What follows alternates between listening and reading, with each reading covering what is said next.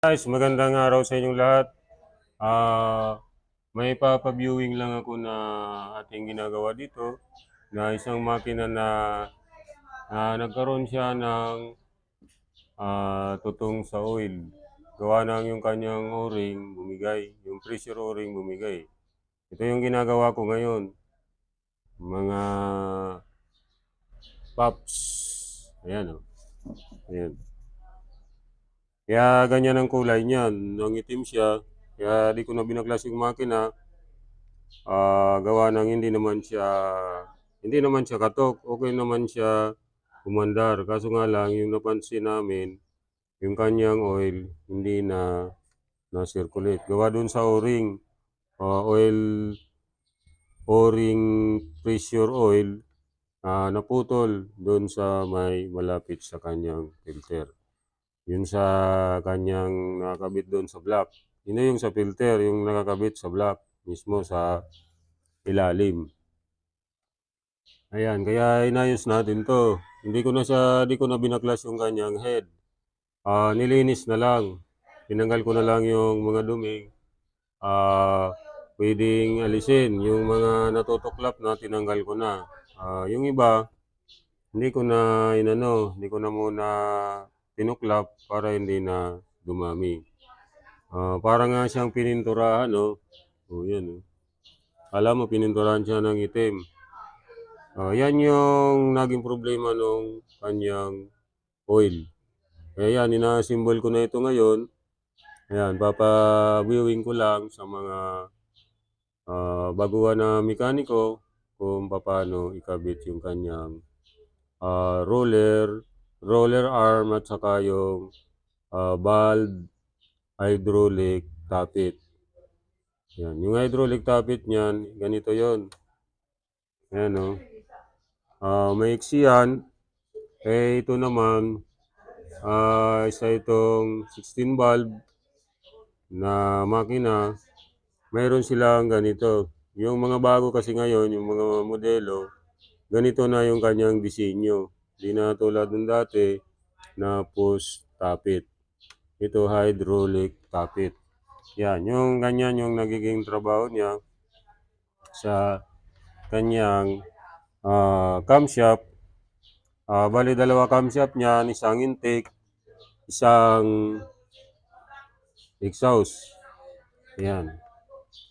Panood ko lang ito para ma-viewing kung paano ginagawa. Yan mga paps, ang konting tip ko para sa mga viewing natin na mga bagong mekaniko. Ayan. Kaya ako naman, matagal na akong mekaniko. 1987, mekaniko na ako. Nagmula ako sa heavy duty. Ngayon, ang ginagawa ko, yung mga maliliit na lang. Dati nasa heavy duty ako isa ako sa mga mekaniko ng mga truck, ng malalaki, mga B10, B12, yan, B24, B22, B54, yan, yung mga ginagawa kong makina, yung mga sa planta dati. Ngayon, nandito ako ngayon sa maliliit na lang na makina, ito naman yung ginagawa ko ngayon. Yan, manood lang kayo guys para mabigyan ko kayo ng konting tape para dito sa makina na ito. Yan.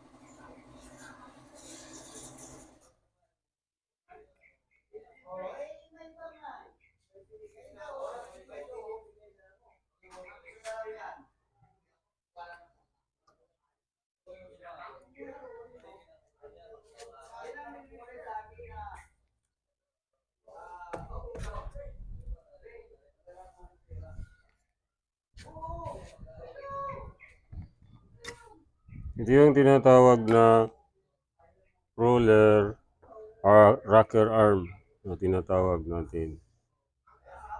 Ayan.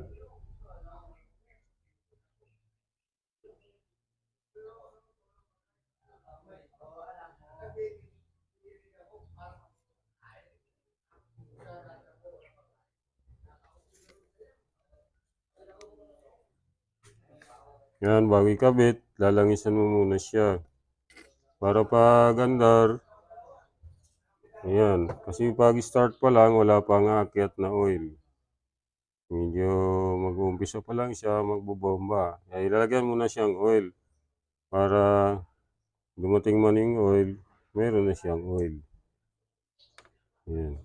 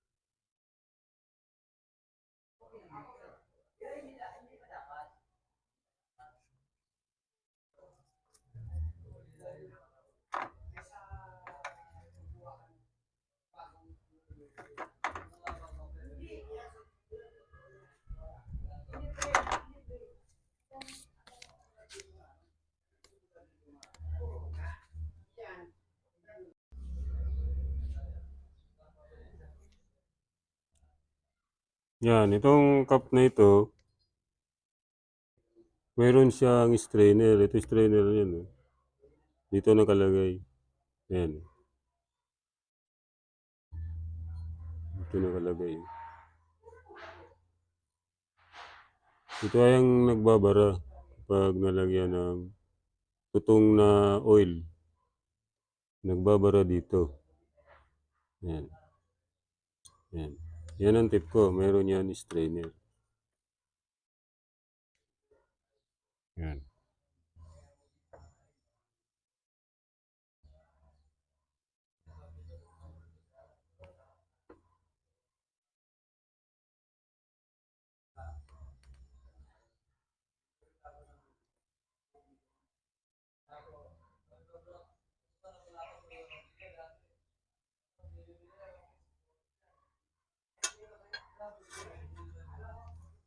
Yan. Yan nakalagay yan. Yung bagong disenyo ng mga Toyota. Toyota na gasolina. Yan.